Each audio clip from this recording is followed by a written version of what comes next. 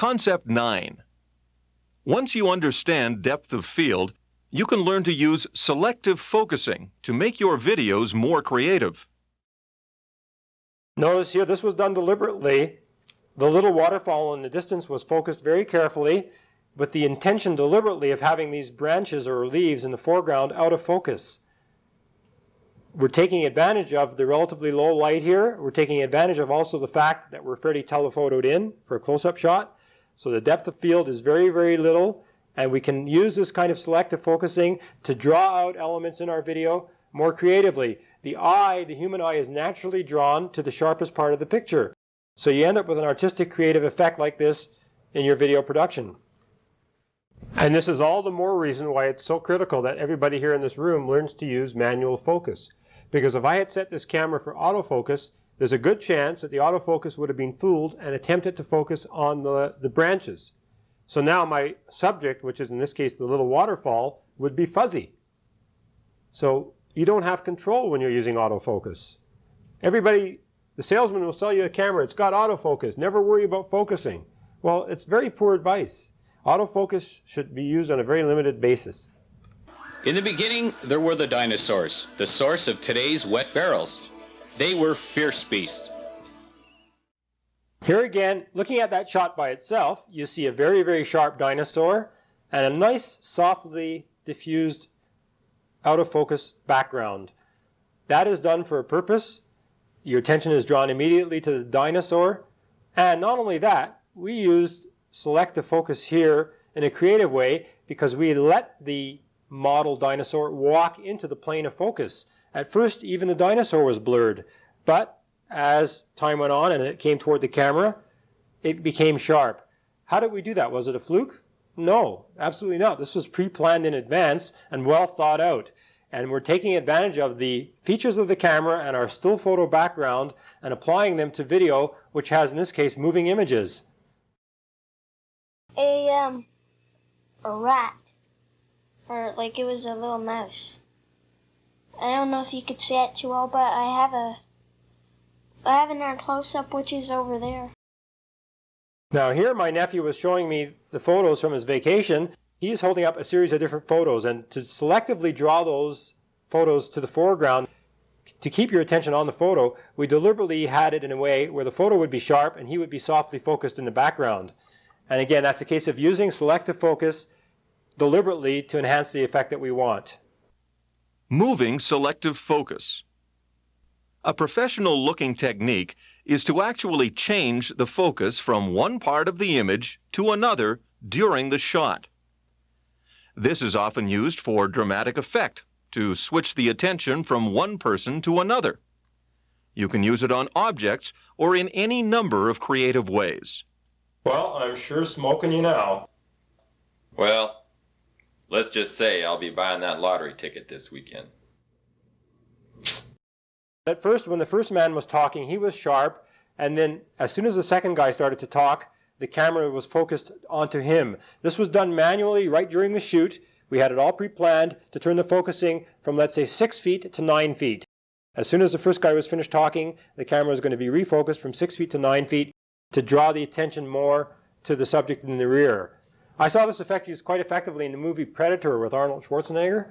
And at one point, he's sitting there in the woods, if any of you have seen this movie, and the predator starts to come up behind him.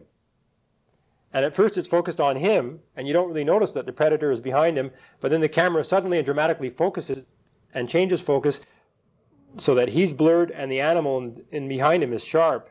And it has very good impact. It really draws your attention to the change of the shot.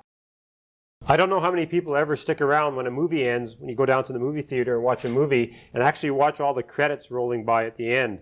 But there's one thing that's almost always mentioned in the credits, and that is something called a focus puller.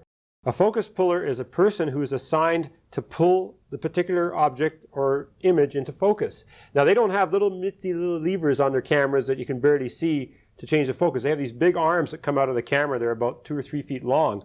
And that focus puller will know that it has to start here and go to there. For example, a scene like this, he'll have marked 2 spots where the focus lever is going to be, once there and once there. And when the director says pull focus, they do that. And that's how that image works so perfectly. Now, unfortunately, you don't have focus pullers working with you on most of your shoots. But it's nice to know these techniques because, I mean, we're able to create these techniques with a little bit of help. And occasionally when my brother and I are on a shoot, I'm too busy operating the camera, so he'll have to pull focus for me. In other words, I'm looking in and he knows when the thing is going to happen. He'll just take the ring and turn it with his fingers. Pretty hard to keep the camera rock steady and be handling the lens too. And for that reason, you can buy adapters that will go onto your lens that will go over the top of the lens and give you a knob that sticks out maybe, in our case, about 6 inches. The levers are about 6 inches long, and you can pull on those to pull focus. So it does take a little extra effort to get these effects. Most newer camcorders come with lenses that rotate continuously, and they do not have focus markings to help in predetermining specific points of focus. In our opinion, this has been a major step backward in camcorder technology. We actually like the older lenses with fixed markings, such as this one that goes, let's say, from 5 feet to infinity, so that you can clearly see and set the focus points you desire. It is possible to use selective focusing in your outdoor shooting. However, since depth of field is so great outdoors, it is more of a challenge to produce selective focus effects. One way to do it is to get as far away from your subject as necessary and use full telephoto. So, you're sleeping with him? How did they get this to happen? Well, the reason they work so effectively is, you can imagine, this is probably a pretty strong telephoto shot. And again, why do they have a strong telephoto shot, a strongly zoomed in shot? They have it because to get the benefit of that change of focus, the effect stands out a lot more when you have a strongly telephotoed shot. The other thing is, it's outdoors. Now, we just showed you a shot outdoors. Remember with the dinosaur? The shot of the dinosaur, the green dinosaur? Everything was sharp. So you might say to yourself, well, this is outdoors too. How did they get it so that one thing is blurred and one thing is sharp? Well, they had to have a camera where they could also make the aperture wider. But you might say, well, how can you make the aperture wider?